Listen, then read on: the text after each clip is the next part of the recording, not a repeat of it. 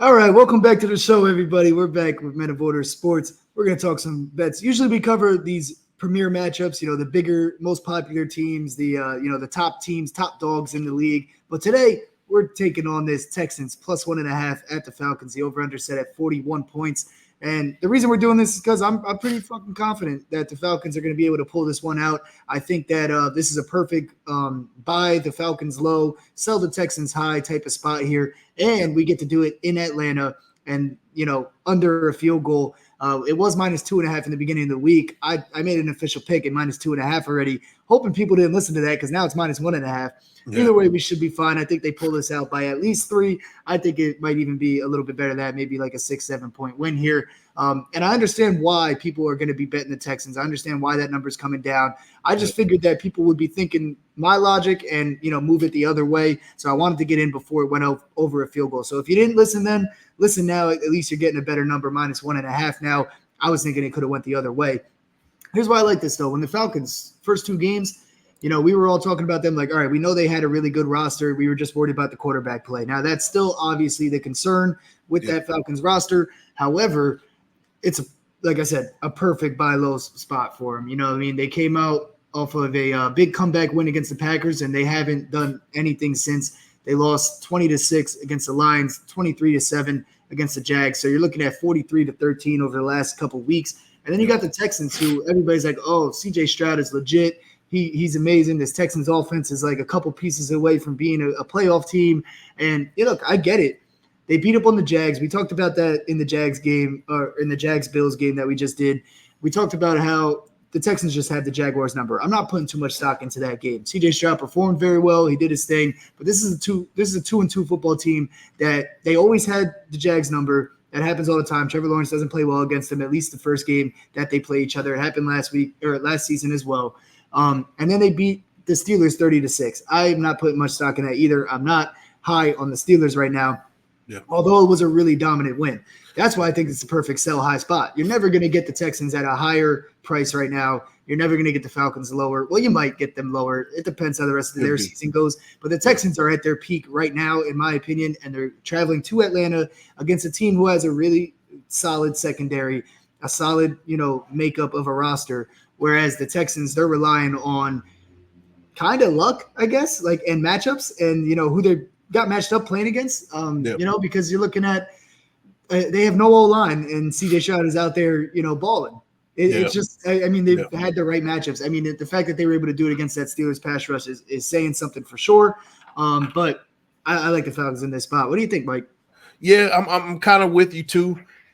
You seem really strong about it, but the reason why I lean a little bit towards you, I don't feel as strong as you do about it, but I lean your way because I just don't, CJ Stroud is playing great right now, and props to him. He was, if any quarterback was ready to come out and plug and play and ready to go, it was CJ Stroud, right? Yep. Agreed. But trusting a rookie quarterback on a weekly basis to deliver the way he's delivered all season so far, that's a lot to ask for. And you hate to feel this way, but at some point he's going to kind of crash down to earth just a little bit, right? He has to regress. It's got to correct just a little bit. Like I don't want to make this a knock on CJ Stroud at all. Not at all. You know Not what I mean? all. Yeah. I just think this is not a great spot, a situational spot for the Texans in general. And Falcons are at home. They have every reason to kind of come out and prove that, hey, this offense, we're going to get things going. And I think that they're going to hit the Texans with a 1-2 punch of Bijan Robinson and Tyler Algier, because we're not getting great quarterback play from the Falcons. Side note, when are we going to see Taylor Heineke? When are we going to see him? Because Desmond Ridder isn't ready to play. He's not ready to play. Man. I'm waiting. I'm a big Heineke guy. I like him, man. And because of that, we're not seeing Kyle Pitts get the targets. We're not seeing Drake London get the targets. There's a lot of weapons for the Falcons. It's like a sleeping giant almost. Mm-hmm. And if they can get the proper quarterback play in there, man, the Falcons can be dangerous. Keep an eye out for Taylor Heineke to kind of make his appearance for his game if Ridder stinks it up. And if that happens, the Texans are in for a long game, I believe. Yeah, and that's not even us, and that's also not even us praising Taylor Heineke a lot. That's just us saying like, look, that would be better than Desmond Ridder, and he's a playmaker. He's just right. He goes out there and will make plays, and that's what you need with this Falcons roster because they got a sneakily really really good roster makeup. They're a really good 2-2 football team, and they've lost to two teams that are most likely going to make the playoffs. So.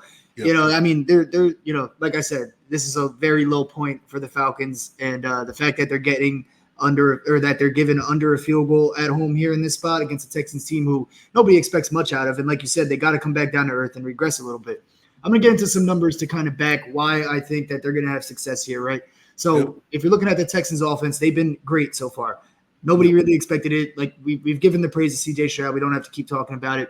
I think he's going to be a fine quarterback in the league based on what he's shown us in the first 4 weeks. And if they can get him an O-line, that might happen even sooner than later, right? Right. He looks great so far. The Texans offense, they're 10th in yards right now, but the Falcons defense, they're 7th. They're 13th in yards per play on the Texans offense. Falcons defense is 5th right now, right?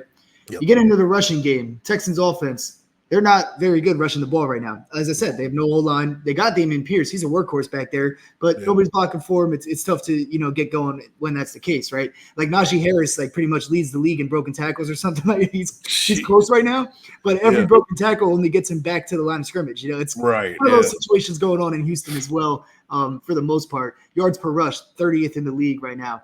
Falcons defense 13th. So they're going to be able to, the Falcons defense has that infrastructure to stop the run and not let the Texans make this the game where they finally get that going, which means they got to be working with CJ Stroud, right? Yep. And like I said, you got that elite, veteran type of secondary there with the Falcons who are running a really good scheme. I know it didn't look great the last 2 weeks, but in general, they got a nice roster makeup, right? Yep. Texans coming in 4th in passing yards, Falcons defense 5th in defensive passing yards allowed. Yards per completion, the Texans are sitting at 3rd right now. The Falcons are at 7th. This is just one of those games where, I feel like they're going to get the better hand of that. That's a good-on-good matchup. It's hard to read good-on-good matchups, but when you got a good-on-good matchup with some veterans versus a rookie quarterback, I gotta lean towards that side, right? Now, if you flip to the other side, because obviously we're not just talking about, taking C.J. Stroud unders here. I think he could have success. It's going to be a tough-fought game. Yeah. But we're talking about the Falcons winning this, so we got to talk about their offense as well. Yep. They haven't been great. Yards per play, 25th in the league. Texans defense, 17th in that category. It is what it is, right? As we said, Desmond Ridder has not been playing well. They're last in passing yards right now, 28th in yards per completion. The Texans defense, 9th in passing yards, 5th in yards per completion. Here's the thing, though. Rushing yards is where they're going to get it together, in my opinion, right? Yeah. Which also will help with winning the 1.5, obviously. And I meant to say will also help you hit those bets you were thinking of, Tyler Algier and Bijan Robinson with the 1-2 punch, right? Yep. The Falcons offense, that's their bread and butter, is running the rock. They're 11th in rushing yards, 12th in yards per attempt. The Texans defense coming in 20th in yards per attempt allowed. So if they can have success doing that, keep the ball out of Desmond Ridder's hands, have long sustained drives, which also keeps the ball out of CJ Stroud's hands in this hot Texans offense. Plus the fact that their secondary linebacker core and their defense in general is going to be able to probably slow down all facets of the Texans game as the Texans come in with no O-line. That's why I'm so confident here. So I don't know. Talk me off the ledge if there's any more to say there. But I feel like this is a really good spot for the Falcons. You did it again, man. I was leaning towards your side. Now I'm in the house with you, man. We're in the same boat here, man. We're in the same boat. I do like the Falcons. The numbers tell you so. You have good on one side, offense versus the defense. The Texans offense versus the Falcons defense. It's a really good on good. But I'm never going to lean on depending on a rookie quarterback to deliver you a win on a weekly basis. Yeah, a couple of games here and there, great. But I think the Falcons' veteran defense is going to overcome in this one. And that 1-2 punch for the Falcons on offense, it's money, right? I think that's kind of what they want to go for, and I think they're going to get a lot of it. Plus 115 for Bijan Robinson for anytime touchdown. Tyler Algier, it's plus 195. I like both of them for a touchdown for this one. Yeah, no, I could see that. Like I said, it's going to be their bread and butter in this matchup, especially. It always is in any matchup for the Falcons. I mean, but yeah, I mean, going back to it, I mean, we're talking about a Texans team right now who's getting so much love and hype. They've been playing well. All credit to them. I don't want to take any of that away. But they're 2 weeks removed from losing to the Colts 31-20 when their Colts starting quarterback was out by the second quarter. I mean, this is not, a great football team here. They got a lot of work to do. They got a lot of pieces they got to figure out. And the Falcons, they're one of those sneakily really, really, really good roster makeups where they're about a quarterback away and maybe a couple other plug-and-play pieces from being a really good football team. And they got a chance to make the playoffs in that division as is. So even with Desmond Ridder. If we see Taylor Heineke, I like it even better. I love him a lot better than Desmond Ridder in this offense. But I think that's one of the plays of the weeks. I'm glad they're giving us under a field goal here. Yeah, for sure. Now, to be fair, right, want to flip on the other side and definitely talk about we got to take both sides here. Yep, definitely. Yeah. We talked about CJ Stroud. He's gonna. I don't think he's gonna be throwing for 300 a game every week. I just don't see him doing that. But I can see him finding his targets that he's been finding all season. Tank Dell, the rookie from that they just drafted this year, 41.5 over 41.5 rushing receiving yards. I like that. It's a minus 130. Robert Woods is at the same number for a minus 115. And Dalton Schultz over 28.5 is plus territory, plus 100. So even money for that one. So those are the three that I'm looking at for the Texans offense to kind of get over on that receiving side. So those are the ones that I'm going to consider. And I really like Dalton Schultz over 28.5 for even money. Yeah, I'm glad you just, clarified that Dalton Schultz is probably your favorite out of those. Now, not in a bad way, but a little bit pushback on Tank Dell. I feel like him also being a rookie, if we're talking about CJ Stroud having some regression, Tank Dell completely relies on CJ Stroud's progression to regression. That's true. And we even saw it a little bit as more attention was on him. So he had that first game, 3 for 34 against the Ravens defense. Nobody's really worried about that game. That was CJ Stroud's first game. They didn't get a touchdown on the board. Is what it is. Chalk that up. I don't even want to look at that game. It's irrelevant for how this season is going to progress. Right. Then you go into week 2, 7 catches, 72 yards and a touchdown. Last week or 2 weeks ago, five catches, 145 yards and a touchdown. Yeah. At that point, everybody was like, oh, this CJ Stroud Tank Dell connection is on fire. Tank Dell, he's a stud. He's a league winner in fantasy, things like that. Now, granted, he might be. But I'm just saying, when all that attention was on him, he had 1 catch for 16 yards last week. They didn't need much more out of him. They didn't need much more out of him. They were up 30-6. So who knows if that was a close game, what they would have pulled out of their hat of tricks, right? Maybe Tank Dell was in that game plan in a close game where they got a couple plays for him downfield and he's going to get another 50, 60-yard touchdown. Right. Maybe that was in the cards, but they were blowing him out. They didn't need to use it. I don't know. I'm just saying I would be a little hesitant on him in this spot with this Falcons secondary. Right. I do like Schultz, though, because they got to go somewhere. Yeah. And Schultz, a tight end, veteran tight end, safety blanket for a rookie QB in a big challenging game. So I like that. I mean, I'm just pushing back a little bit. Tank Dell could easily get a 60-yard catch. You know what I mean? So you're absolutely right. That's you're on the money with that one. I mean, the reason why I say Tank Dell is I do see him maybe not the 145-yard game and not the 16-yard game, right? I see somewhat in the middle of that. I agree, 100%, which would hit the over. So that's kind of where I'm at with Tank Dell. I'm not saying he's going to have another huge game like that, 140 yards like that, but a few catches for 50 yards or something like that. I can see him getting his issue in. But you're right. A rookie to rookie connection, that's a lot to ask for in today's game, and there's going to be some growing pains with that throughout the entire season. So wager with with risk, with caution and. But if I had to lean one way or the other, I like Tank Dell just slightly to go over that 41.5. No, I do agree in a way. And the thing is, with Nico Collins and Tank Dell, they've kind of been flipping every other week, right? So Nico Collins last week had 7 catches, 168 yards and 2 touchdowns. So there you go. Maybe this week is the Tank Dell day. Maybe we stay away from Nico instead. You know what I mean? But either way, I think that, they've been doing that. So like Tank Dell got all the attention last week. So Nico Collins went off, right? Right. Nico Collins got attention, a week or two before that. because week 2 he had 7 catches, 146 yards and a touchdown. The next week, Tank Dell had 145 yards and a touchdown and 7 catches. There you go. They're switching back and forth, but it's based on where that attention is going, right? It's what it seems like so far, at least. The Falcons are a good enough defense where they can kind of corral both of them at the same time, I think. That is true. That's where maybe a third option comes in, and it being a veteran tight end obviously helps in that situation for C.J. Stroud. So I think Dalton Schultz would be the safest in that term, and it's the lowest number, so easiest one to get to, technically speaking. But so long story short, Dalton Schultz, get an issue for sure. Kind of talk their way to safety blanket. You know what I mean? Yeah, for sure. But any of these guys can pop off. I'm not saying the Falcons are world beaters over here on defense and things like that. I like this spot for them. I'm not even too high on the Falcons in general. You know what I mean? I had to give them respect after they started the season 2-0. But before that, I wasn't super high on them coming into this season. I like the Saints out of that division. We talked about that before on our future show that we did before the season started.